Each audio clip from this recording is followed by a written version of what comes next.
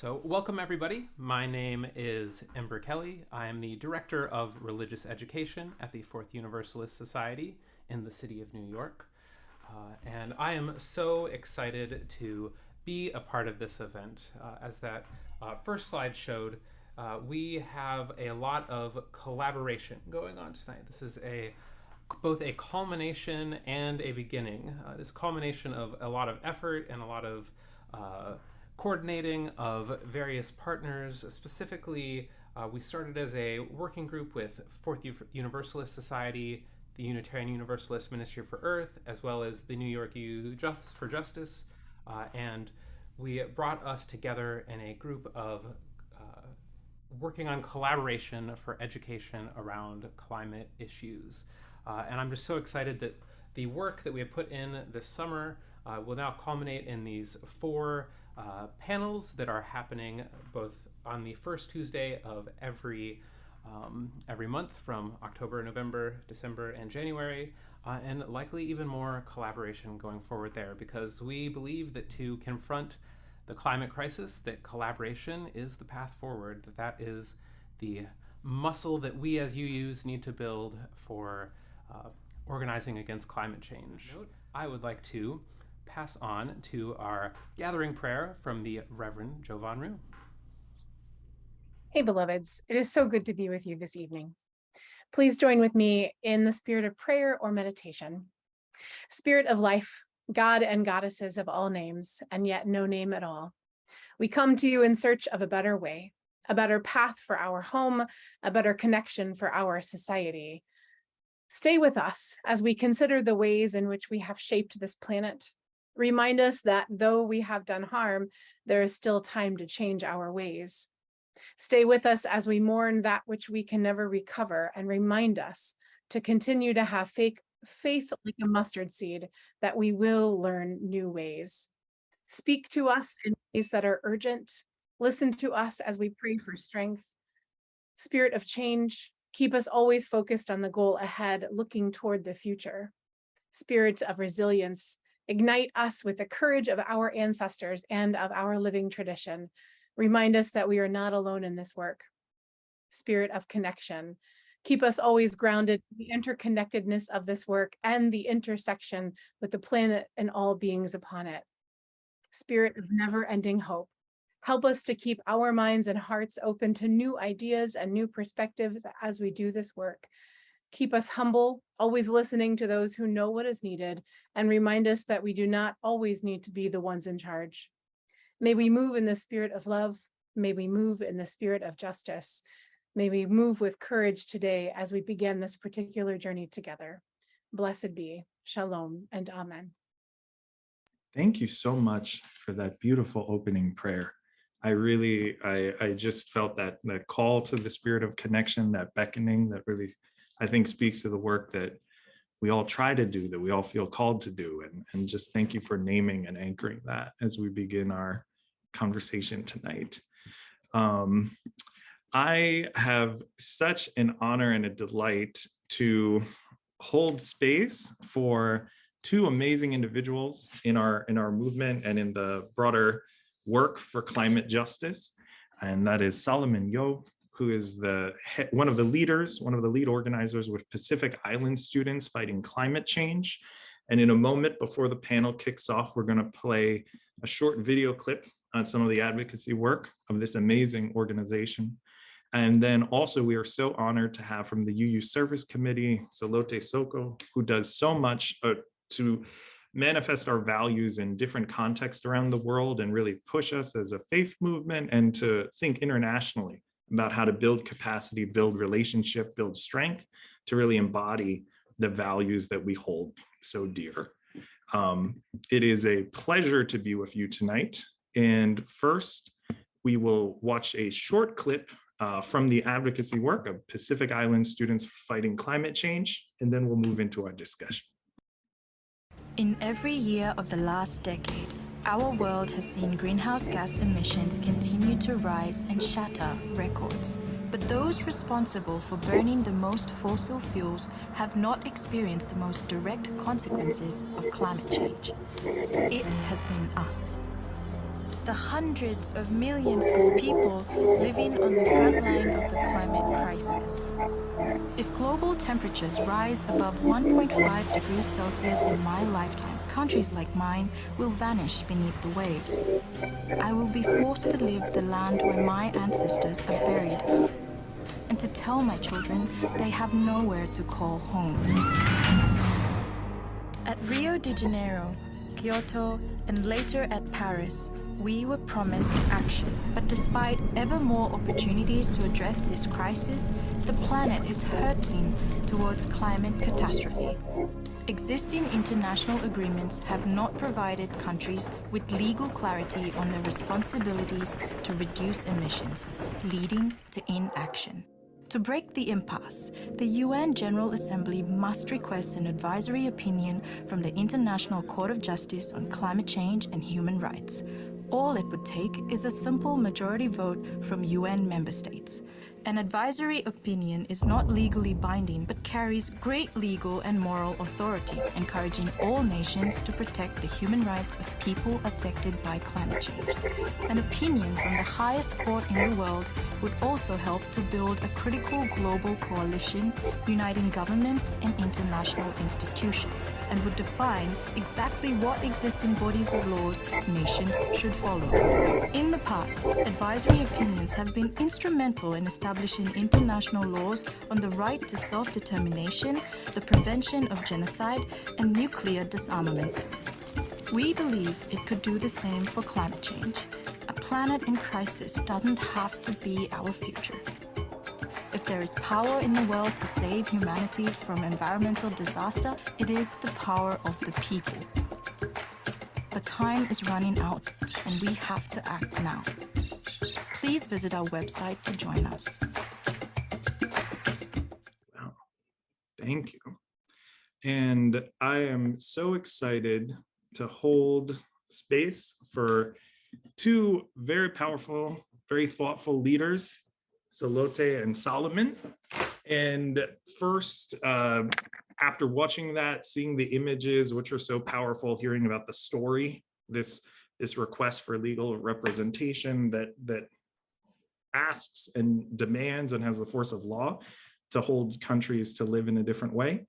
I want to give space for both of you just to introduce yourselves and talk a little bit about your role in the climate movement, and then we'll have a few more particular questions. But first, introduce yourselves to our community gathered here and those watching later online. First, I invite Solomon and then Salote. Solomon. Good fellow evening, everyone, or morning, wherever you are in this world today. My name is Solomon Yo. I am the campaign director of the Pacific Island Student Party Climate Change. I am from this South Pacific country known as the Solomon Islands. So far from where I am right now, but still here present with you all today. I've been working on this campaign to seeking an advisory opinion since 2019, where I was a final year law student, and of course, still hoping to see that this campaign goes through, achieve its final end.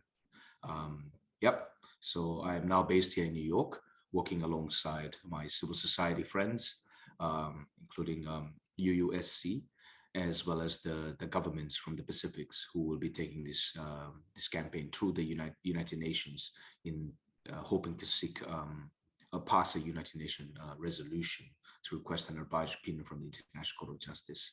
So yes, working here on the ground, on the campaign, as well as in all other spaces as well to get this through. Thank you. Bulavinaka, everyone. My name is Salote Songo, and I live here in Uxbridge in Massachusetts, on the indigenous lands of the Pawtucket Indians. I am also from a Pacific island, from Fiji. I migrated to the US in 2010. So I've been here for just a little bit over a decade. I'm still learning about the country and the systems that are within the United States. I started my I would say work and my activism on climate justice when I was still in high school in Fiji. I think growing up, you in the Pacific Island where you're surrounded by water and nature, it's hard not to feel threatened when you see your home being destroyed. And I'm so very fortunate to be working with UU Service Committee as the Director of Advocacy to bring our partners' voices to spaces with power so that we can seek justice and remedy for the deterioration of our planet and for justice for the communities that we live amongst with. I'm so grateful to Reverend Daniel for inviting me here and to be joining my brother Solomon and to share some of our experiences with you all. Inaka. Thank you. One question I wanted to ask as we're just kind of getting grounded in this. So we're thinking about the international movement for climate justice, and there's so much that is difficult about this moment, but I'm curious what has been inspiring to you, whether it's particular types of partnerships or relationships or work that you're doing. What has been an inspiration for your work for global climate justice? Well, perhaps I can start now. I think young people inspire me a great deal. UUSC's work is modeled on an eye-to-eye partnership. So we partner collaboratively and equitably with the communities in the Pacific, such as those that Solomon also works with, and around the world to seek justice. And there are times when the systems are so against us, but being in partnership with communities, you not only get to experience their wisdom and their knowledge and their direct experiences, but you also get to experience their soul and their just heartfelt gun-go spirit to never give up. They always remind us at the end of the day what's most at stake, and that is the lives of their people, their communities, and their future generations, those that are yet to be born. And that fuels me more than abundantly. And to see these climate movements all around the world being led by young people, as a young mother, I truly, truly am inspired. I get hope from seeing Solomon and the Pacific Island students fighting for climate change take this issue to the highest court because I know that my son will have a better chance of fighting. And so that gives me energy and inspiration. Solomon, what brings inspiration for you? Of course, it is a lot of things that I can say that has bring a lot of inspiration to my life, as well as in this journey.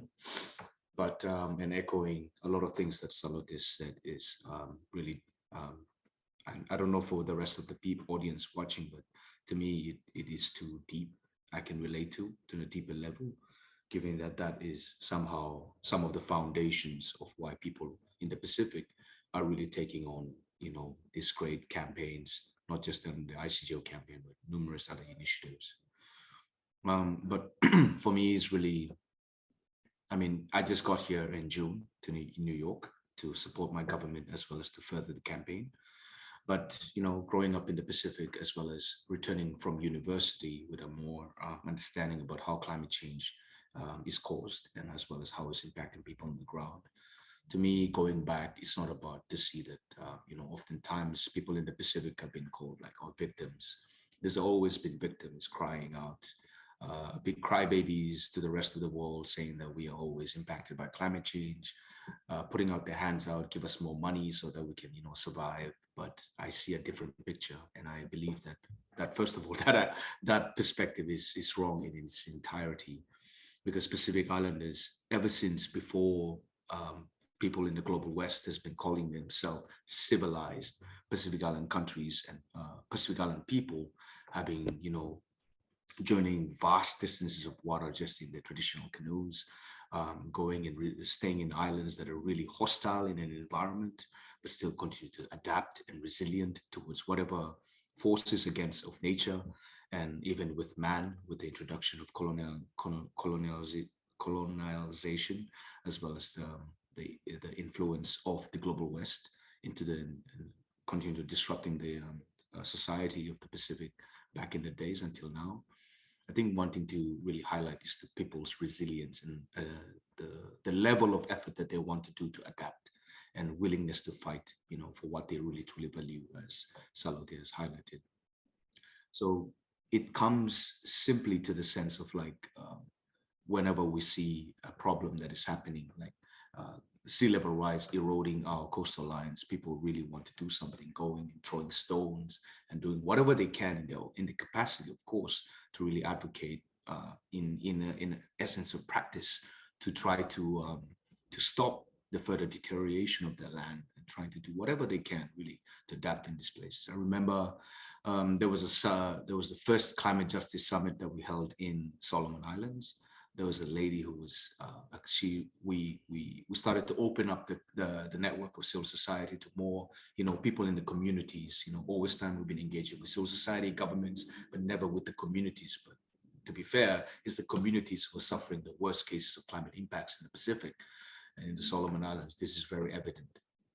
So bringing on this community and this woman, I recall, she was doing her best. It was like 9 p.m. in the night. She was going around doing the decorations, putting the floor mats and everything, and doing all sorts of work that should be like shared equally between all the organizers. Well, as organizers, we felt a bit of shame, like, why are we not doing enough? And this lady came out of nowhere and started doing all this work, and I got the courage and walk up to him like, hey, you don't really have to do this. We are somehow, we got compensated to do all this organizing. Why are you doing this? So like, Solomon, my village is facing a lot of intense pressure from climate justice. I don't have the knowledge like you, who are privileged, who went to a university. I don't have the resources like you to pay for the demise of our communities. But what I can do is what I'm doing right now to ensure that whatever is ongoing, whatever you guys are selling, or whatever you guys are preparing to educate more people about the impacts of climate change, and hopefully that will inform the policies, and you guys will take it forward in the international space to advocate for our voices. That is what I would like to support, and whatever I can in my capacity and my skills I have, this is what I'm doing.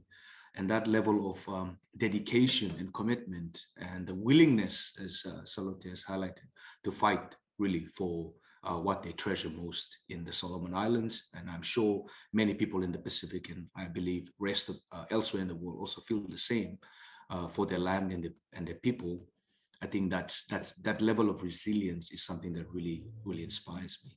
And of course, we are now talking about climate change. Back in the Pacific, there was a huge war declared on the transportation and use and testing of nuclear weapons back in the 90s, 80s, 70s. Back in the days, Pacific Islands have been, although you can understand as we're very a small geographical size, but continue to break the discourse in really shaping the world's perspective by saying that, look, we might be small, but we're not small. You're only counting the landmass, but if you count us with the oceans, which is an integral part of us, we are a massive, massive, massive countries in a sense. And of course, continuing the duty and obligation, because they're not only doing it for themselves, for the injustice of today, because these are, of course, intergenerational issues, such as the issue of nuclear weapons and testing. So this carried forward to the future.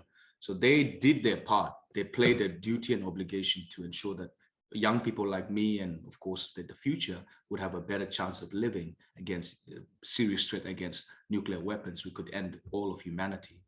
So they did their part to resist. Now, looking back at that, I'm just like, what am I doing as a student, going around and partying and all this, skipping classes? I feel ashamed when I come to realization of this. It's like, look, this is a time where I too must play my obligation, duty and obligation to the future generations, as the biggest problem of the time will then really affect their future. So hence, we have to do this. I'll be so inspired by this to continue this history, which in the Pacific is not linear going forward, but in circular, in each generation informing the future generation, the past, vice versa. And of course, this bravery of small island states that people always say that small island state. No, we're always big island, big ocean sustainable states. So, breaking that discourse is something that we live as a living experts to this, so many issues relating to nuclear weapons, or is it climate change? And I'm sure there's more issues that will be confronted by in the future. Thank you. That's powerful.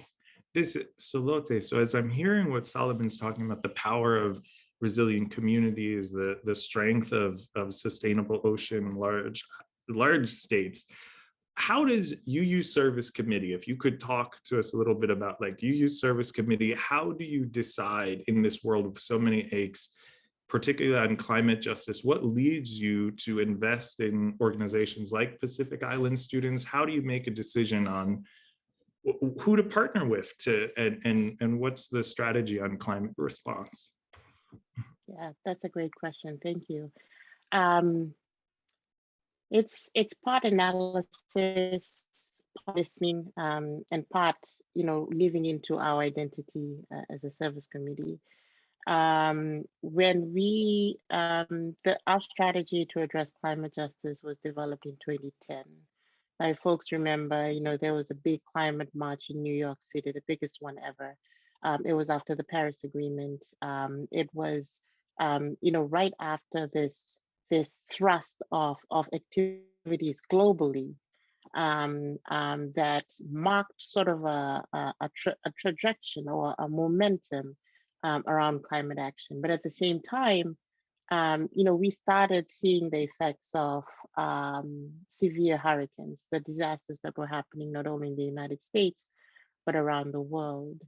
And so the UU Service Committee had decided that it was definitely a responsibility for us to take on. We can't just, work on others' human rights issues around the world without tackling this issue that was happening to all of us.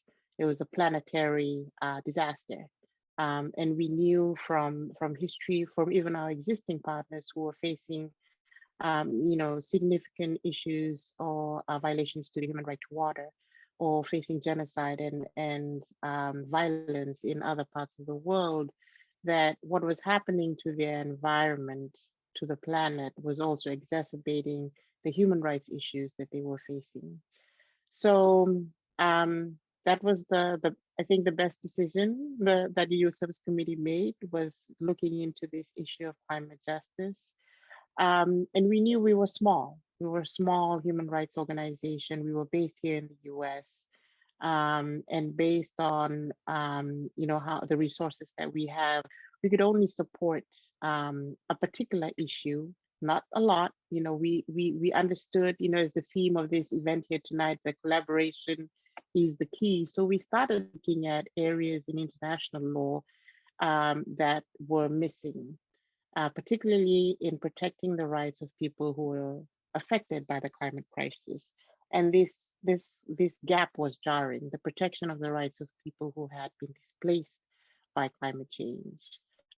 So that was why we narrowed in and honed in on this issue of creating or developing international law that protects the rights of people who are displaced both internally in their jurisdictions and also beyond, country to country displacement. And then we started looking at the issue. At that time, there was a lot of media talk and a lot of, I would say, behind the policy discussions about the issue.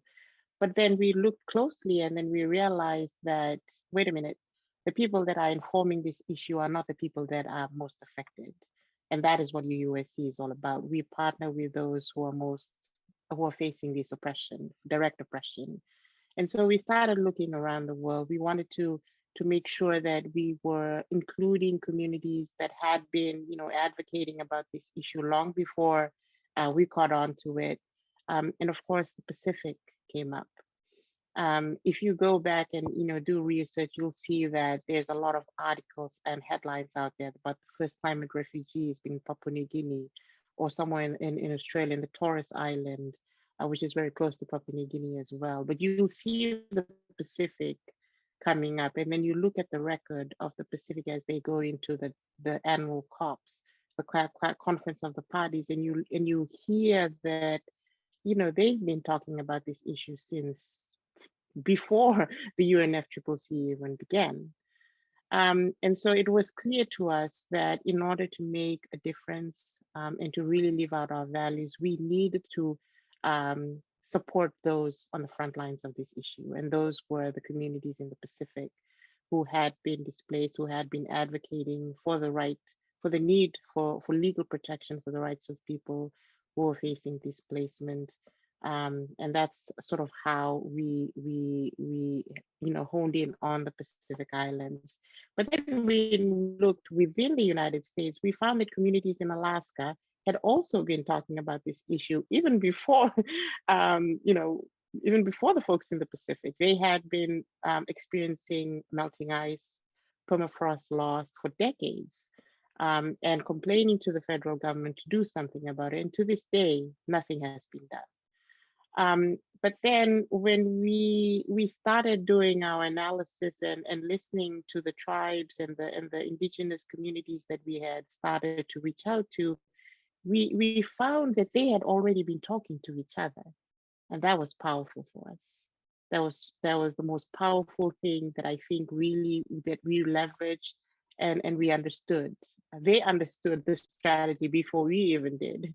They understood the power of connecting with each other, the intersectionality of the issues that they were experiencing, even though they were in completely different parts of the world, in completely different environments, even opposite environments. They knew how important it was to start advocating about the issue and to start talking about it and amplifying their message. So we listened to their stories. We understood, the reason for doing this, and that aligned with UUSC's values in advancing protection for those that are displaced, in listening to those on the front lines and following their lead. And when we looked at, because UU Service Committee, we provide grants to communities who are most impacted. Now, grants are not big; they're small, and we decided to invest in this issue because we didn't live in the philanthropic movement, in the philanthropic center. There wasn't any single dollar that was being allocated to protect the rights of people who are being displaced. So that was also a clear gap for us. We knew that we had to support our partners to do the advocacy, even though they had been doing this for many, many, many years, they needed support. And we decided to leverage our privilege. We have access to the United Nations, we have access to the US government, to use our voice to be able to call on them for their failure to protect these indigenous tribes, who, by the way, have experienced many, many, many years of racist policies, of discriminatory policies that have already marginalized most of their communities, as Solomon have mentioned. And so why we landed on this strategy and why we're supporting communities and groups like Solomon's is that is the basis of why we do this. We're also, I think we just spent the first initial years of our strategy just listening and developing trusting relationships with our partners. And through that experience, we, in some organizations, you tend to focus on the issue and just hammering it in. But what we found is that our partners, they're beautiful. They're frustrated, they're exhausted, and they're never going to give up. But their ways of imagining and reimagining a future and a world that we want to live in is beautiful. And so I think supporting Solomon's ICJ campaign, the Pacific Island students campaign for the ICJ is part of that work of reimagining what a future would look like and putting resources there, while also making sure that we call out governments and practices that are not sustainable, But it's a shift in the way that we look at the issue, but also we're empowered through our partners to invest in justice, which is love in practice, and that's what most of our partners do. I love that, love in practice. As you're talking about the campaign that Solomon's, and it's actually an unplanned but beautiful segue. I was curious, Solomon, if you could talk. We've seen the video introduction. Some individuals may have already looked at the website, but not everyone. And if you could talk a little bit about the status of the campaign. You've been in New York for a few months on this work. The General Assembly is key to this. If you could talk a little bit about the campaign that you're involved with right now. Oh. Thank you so much, Daniel and Salote, for sharing all of that. Before I move into the campaign, I can share a little bit my feedback to what Salote has highlighted, and then I'll segue into the campaign. So I think it's really true because, before what we call the Greta Thunberg effect happened, it was so long that indigenous people and people of color in the especially mostly in the global south have been calling out for the issue of climate injustice and environmental injustice. In 2006, you can see Inuit people from Alaska also bringing a petition to highlight that climate change is a direct violation of human rights to the basic human rights. And I'm sure you can already spell out what are some of the examples, but such an obvious thing was thrown out of the tribunal, saying that there's lack of evidence. But that was in 2006. And then going to the Pacific, you have Tony DeBroom, who was the former president of Marshall Islands. God bless his soul. He has seen the worst. This person has seen the worst of what humanity can do to another, what a race can do to another race, or the worst of humanity in terms of colonialism in the Pacific, in terms of nuclear testing to his own people, and also having to see the aftermath of both colonialism and the nuclear testing, and thinking that would be the end of it. But then he's seen climate change, and it's impacting his people day in, day out, and also going at a very old age, thinking, of course, concerned about the future generation, not about his own kids, but for the entire country as president. And therefore taking forward this campaign on a new scale and advocating for international affairs. But did anyone listen to us back then? Nobody listened to the Pacific. Nobody listened to these indigenous people. Nobody listened to the global south in genuinity, until we can see that these impacts are now coming and more visible in the global north. It's very biblical, I would say, but still, these things are needed to be acknowledged, of course.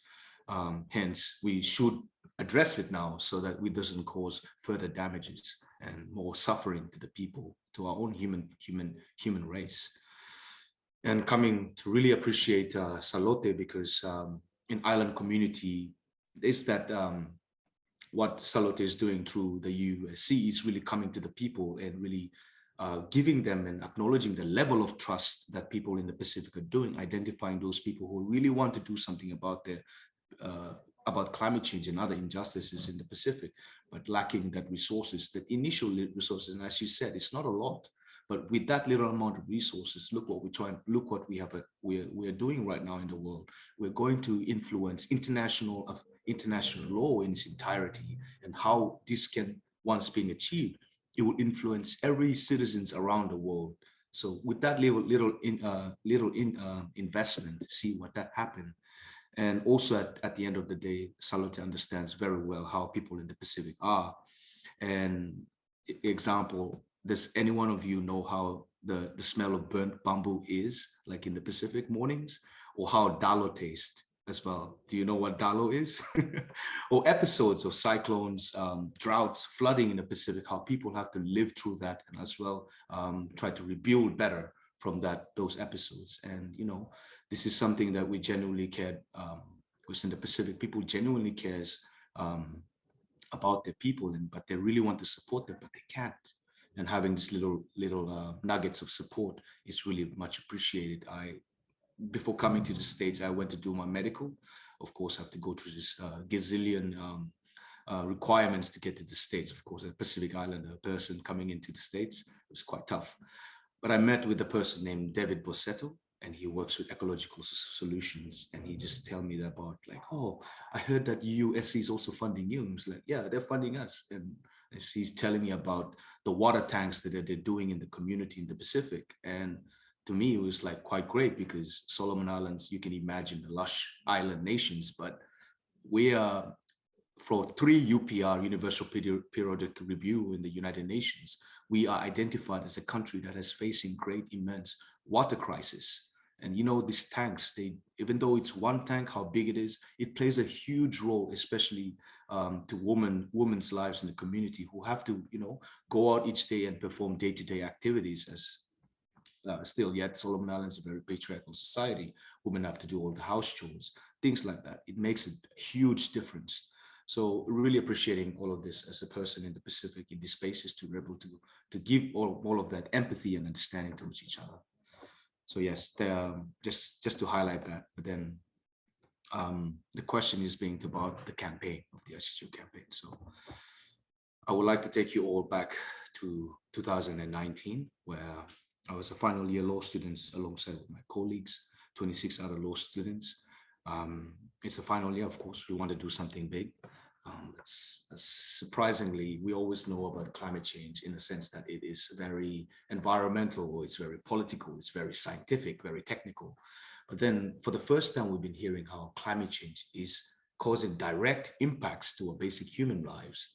And so we decided, like, look, this is something very concerning because, you know, not only for our current generation, like about the future, about the human rights of people of today, but what about the human rights of children far, far into the future that, of course, we cannot guarantee under the state of climate and negotiation and progress that the UNFCCC mechanism and climate change mechanisms is currently ongoing at the moment. So what can we do as law students? How can we, in our best capacity, utilize our strongest background, which is law, as a vehicle to drive about transformational changes? Of course, we doing our research, we have seen that Pacific Island countries for 26 or 30 plus years have been arguing about the issue of climate change, issue of loss and damage, adaptation, mitigation, all things that we are now hearing today as buzzwords. We've been talking about this 30 years ago. And how can we really, but what was the issue? We come to realize that there was an impasse. Global countries in the global north in particular don't want to budge, because if they budge, they have to sacrifice a little bit of the economy, a little bit of the people's well-being, and etc. But to us, it doesn't seem fair. First of all, we did not cause this problem. Second of all, the global south makes up a majority of this world's population. And the fact that we are the majority of the world's population suffers, while 1% or the few remaining people at Rome are enjoying their luxurious life and have to shut the windows curtains when they don't want to see the news or the impacts happening across the world. So what we don't want to go in the petty way, but we just want to say, like, if we continue down this trend, there will be no future for all of us, including those people in that 1%. And how can we build not just a green future, but a more equitable future that, you know, even people of color elsewhere in the world, their human rights are truly meaningful, not just it only applies to the color of white. So things like that is an understanding that we really need to, you know, not just addressing the climate change, but really trying to shift in the ways the world development is heading and the way societies are structured. And as we know, the world is more interconnected. So whatever we do in the global north, global south, we all have to acknowledge that. So to that, we came across the campaign to request United Nations General Assembly to seek the guidance of the International Court of Justice, which is the highest court in the world, to deliver a statement to seek clarify what are the obligations of states to protect not only the current generation, but the future generation from the adverse effects of climate change. To us as law students, we identify that there's a lot of ambiguity and vagueness surrounding that area about how climate change is not perceived that, or not utilizing actors in the climate change space, not utilizing enough those availability of those international mechanisms out there, and how there's a lot of ambiguity about state obligation under international law to do more on climate justice. And then because of that ambiguity, there's also gaps in ongoing negotiations, such as the Paris Agreement treaty. If you look at it, there's a lot of gaps in terms of ambition, equity, and fairness, those kind of, and accountability, the biggest one being the fact that countries come and say, oh, we're just going to do this. We have no pressure. A citizen doesn't care in the first place. We can do whatever we want, postpone it, postpone, and derail the whole climate change negotiations. How can we fix that? So it starts from the ambiguity, to seek that clarity first before we can really encourage state to do more on the climate actions. So we launched the campaign, of course, as students. We thought that we are very naive at first. We thought that we would really secure the government's support on the first day. Of course, it was very ambitious of us at first, but then we have to swallow the fact that, you know, at least this is the least we can do in a capacity at that time. But we really did not foresaw what would happen after that, where you can see now that the entire Pacific governments, 18 member states and territories, have endorsed the campaign going forwards into international spaces. We have more countries from Caribbean, more countries from Africa coming into support, and now a culmination of 81 states. I was just in a meeting before I attended this, and we have a recent update of how many more states indicated the support, 95 altogether. So we're having an overwhelming support of countries saying that we too, like you Pacific Islanders, are dissatisfied with the way the progress of climate change is going, because a large part of these countries are coming from the global south. I wonder why this large part is from the global south, because of the continuous disagreement about how slow the progress is and how far developed nations are not willing to budge, but also the issues about the gross human rights violation because of climate change around the world. It's really shocking, to be honest. The most horrifying story I've ever heard in Solomon Islands in particular is that there was a woman who originally go to a well to collect the water for her household, for her family, going out every day to collect the water, carrying that heavy load back to her home, coming back the next day to see that it's contaminated by salt water because of sea level rise. It's like, oh, okay, the logical things like we need to find another water source. But having to walk again further inland, carrying those buckets and bottles, whatever, and going inland to get that water, gets raped, gets sexually assaulted, and have her rights demeaned. But guess what? She has to go out the next day again because her family depends on her to get that water supply. Things like water tanks, you can see why the water tanks does play a lot of difference in these people's lives. But thinking about those impacts and, you know, going into the future about how this might intensify and more rights get violated, we need to do something about it seriously. And it's starting from a very a solution that we haven't yet tapped into. This is the International Court of Justice. So there's a huge amount I can share with you all, but at the end of the day, the campaign is here in New York right now, having the support of 95 states, going to be tabled before the United Nations General Assembly to be deliberated upon, and then going through the International Court of Justice. So the voices of the marginalized, the voices of the unheard can truly be heard in these spaces. Thank you. Thank you. I wish we had another hour. I want to give you sort of as our closing, this is unusual, but I just hear the passion that you both have, and I wanted to give some space to see if you wanted to ask a question to the other. So Solomon, is there a question you particularly would like to ask Salote? Salote, is there a question you'd particularly like to ask Solomon? And then after that, we'll transition into just one or two announcements, and then the action is tied to signing this petition and getting it out into our wider congregation network. So we can come back to promoting this at the end. But for this segment, the last question, Salote, is there something you'd like to ask Solomon? Solomon, is there something you'd like to ask Salote? And Solomon, I ask you to go first.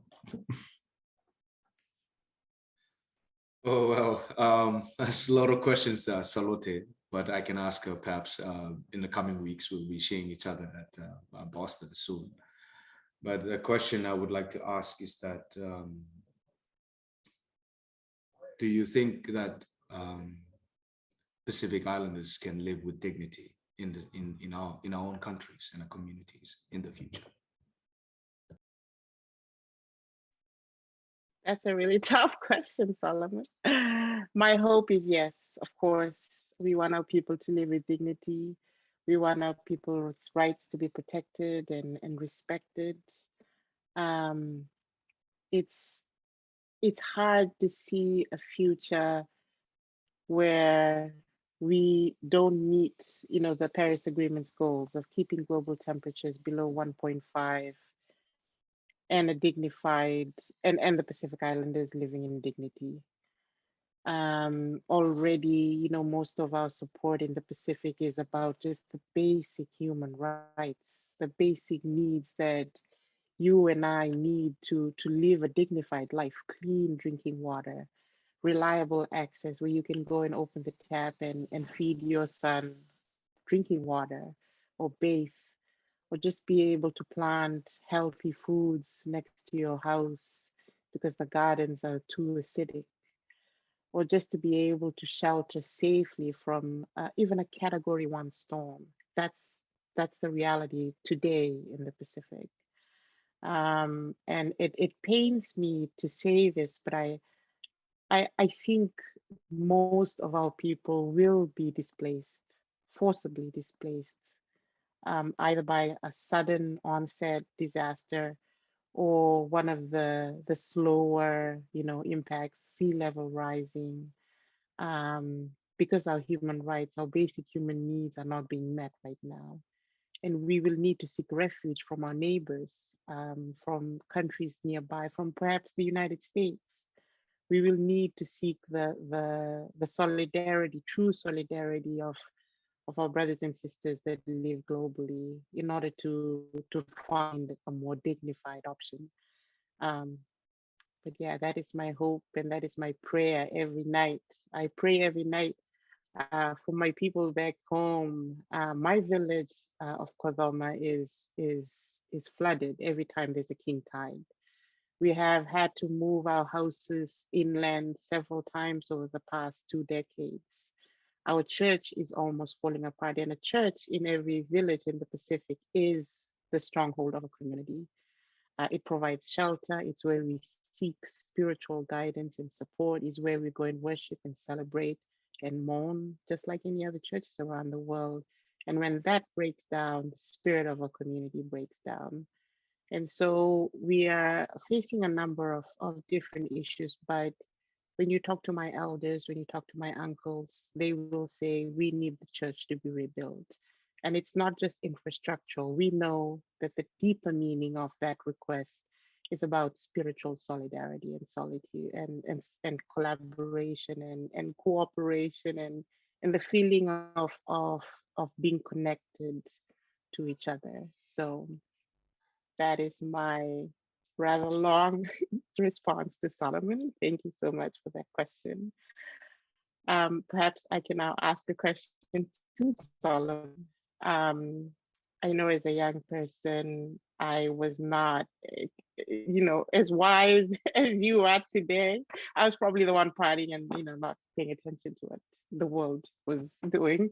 But I also feel, you're carrying such a huge burden on your shoulder, and I want to know how do you rest?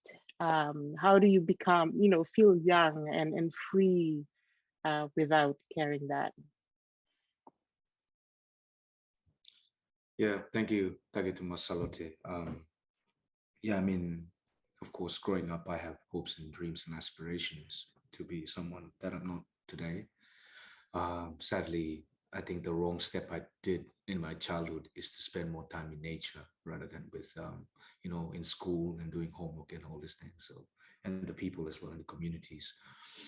So I would say, yeah, that was the first mistake, because now I go back home and seeing all of these things deteriorating because of climate impacts, and seeing how the communities have totally shifted, and also the way of how they handle resources as well. People are more, more worried about themselves and worried about what to feed the next line. Because back in the day, growing up, people were very sharing, overly sharing, saying there's a lot of resources. Have some. Come here. You'll be walking around the street. You don't know these people. They say like, come in, sit down and eat at a house. Things like that. It's starting to get rare now. I can see. Of course, might be some development pressures as well, but to me, it seems like life is getting more harder and harder in the Pacific Islands. Seeing that, of course, is a first step that I think that we need to alleviate this hardship from these people. And the second is, of course, I might not be at some point be hopeful for the future, but like I said in the beginning, it is my obligation for this future generation. Looking at young kids in the Solomon Islands, looking at young kids in the future, the other Pacific Island countries, and of course, nieces and nephews around from friends and families, looking at the face and in the innocence is like, look, if these children, we read the IPCC reports, we know what's going to happen. And if these children have to go through all of that, that's a disgrace if we do not do anything about it. So that is, of course, a fuel that continues to get me going. You will laugh at how much we get in terms of sustaining ourselves and doing this campaign, and the level of work that we put into this, and other people who are involved in this something the campaign. It's ridiculous, and how much to be blunt, we're not doing this for the money. We're really doing this for the people in the Pacific, and I would say the rest of the world. In building upon that, Salote, I just would like to ask you all that this campaign is extremely tough, and it's a lot of sacrifice. I did this campaign losing my father, and I did not manage to get to see him as well. But I see that it's a bigger cause and a bigger calling in my life, and I'm sure a lot of our friends and families who are taking part on this campaign and journey as well are doing the same. So I just only kindly ask you all if you can think of us in your thoughts and your prayers, and hoping that you can give us, seeking us to give us more strength to continue this great campaign until we reach our objectives. So yes, it's just a kind request to all of you. That's the least I believe anyone could do for people who are doing this campaign in the front lines. Thank you, Thomas. Thank you so much. Thank you so much. We're gonna close in a moment with links and information about how to get more involved in this campaign. I just want to name so much holy was shared in this conversation just in this last 40 minutes, just conveyed so many stories of people were brought into this space. And I just ask us to hold that close and to carry the love that is behind each one of those stories and each one of those people as we go forward and we talk about this, whether we're here right now, whether we're watching it as a recording later. These are real people that have been invited into our time together, and we can carry these stories into our own communities. I want to thank both of you. We're going to invite Ember for a moment to just talk a little bit about some announcements for upcoming information. Then we'll loop back to close with prayer and also some ways to get involved with the Pacific Island campaign. Really, truly thank you to both of you. And now, Ember.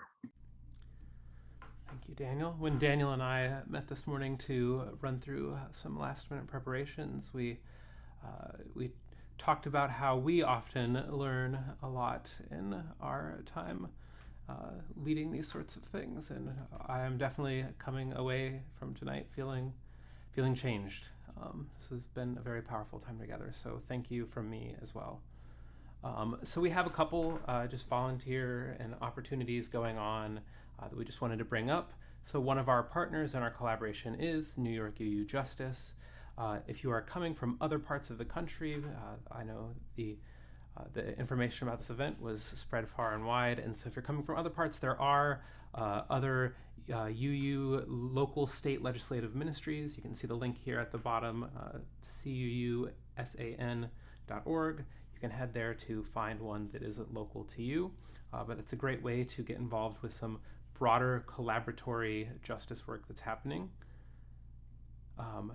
Save the date for our next panel on November 1st. We're going to be talking about how congregations can respond and care for communities in this time of intense pressure and in time of global extreme weather. How do we provide care as people and as congregations and as a denomination. How do we do this in these challenging times? And that is November 1st, and that will be at 7 p.m. Eastern as well on Zoom. So we will be sending out information to those that came to this event for registration for that event as well. And then finally, if you are in New York City, on behalf of Fourth Universalist Society, we do have coming up this Sunday, we are partnering with Green Faith, which is an organization that looks at this intersection of faith and environmental change. And they are hosting a picnic in collaboration with us this Sunday. It'll be taking place in Central Park, and that'll be October 9th at 1 p.m. So if you meet maybe at Fourth Universalist a little bit before 1 p.m., then we can go over together. And then that is also then connected to a protest that is happening a Wednesday, I believe October 19th at 8:30 a.m. If you're interested in participating in either of those things, if you're in the New York City area, you can reach out to our senior minister at Fourth Universalist, Reverend Schuyler Vogel, and you can see his email address at the bottom there as well, Reverend Schuyler at fourthu.org. And so I will turn back to Daniel. Daniel, do you need me to keep the screen up for you?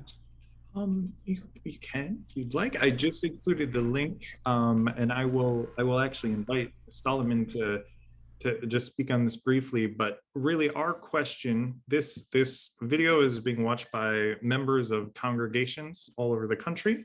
It will be shared with our listserv of over 9,000 UUs across the country, and we're promoting it through the New York Unitarian Universalist Justice Network. So if I'm someone who's watching this, maybe I'm on the social justice committee at my congregation, maybe I'm a minister, how can my community support this work, either through UU Service Committee, Salote, or through the campaign? What are ways that our local communities can get involved in this work? And Salote, then Solomon. Yeah, thank you so much, Reverend Daniel. There's we support the Pacific Island Students Fund for Climate Change. We have a petition on our website so that you can fill out to reach out to your own congressional representatives to send the message across. We occasionally put out e-actions because this is part of the whole sort of a broad suite of demands that we are asking of our federal government to fulfill their duty of care. And so we will, I'll be sure to send any materials or any actions over to you, Reverend Daniel, and we'd love your support. And Solomon, how could our congregations get involved in this work? Thank you, Reverend Daniel. Of course, we all understand how petitions work, right? At the moment, we have developed a petition calling for world UN global world leaders to support this, because at some point, the Vanuatu government, alongside with the governments of the Pacific and friends, will table the resolution at the United Nations. In order to get it to the International Court of Justice, there needs to be a simple majority vote of UN member states. So every country around the world will have an opportunity to vote yes or no, or abstain from voting at the UN.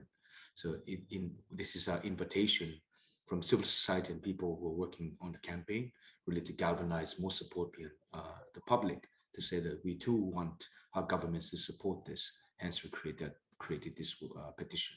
This petition, of course, will be utilized to influence specific governments or governments in general to show that there's a sheer number of civil society in support of this and ordinary citizens to do this. Of course, when the time comes, we will have greater call to action. So I hope that I can share it with Salote or Reverend Daniel, that you can circulate around so you can see how other ways that you can support this campaign more meaningfully going forward as we near our dates. Yeah, thank you so much. If you can sign the petition, it was much appreciated to a small campaign that we're working on since 2019. Tagatimasu. Thank you. And Ember.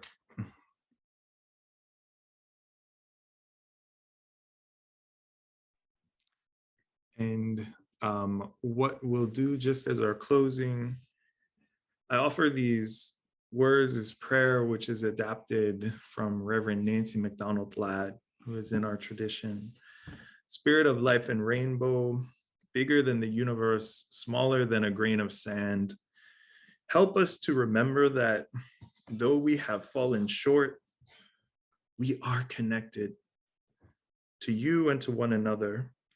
And by a redeeming mutuality that heals and demands, and that gives comfort amid the holy agitation of our days.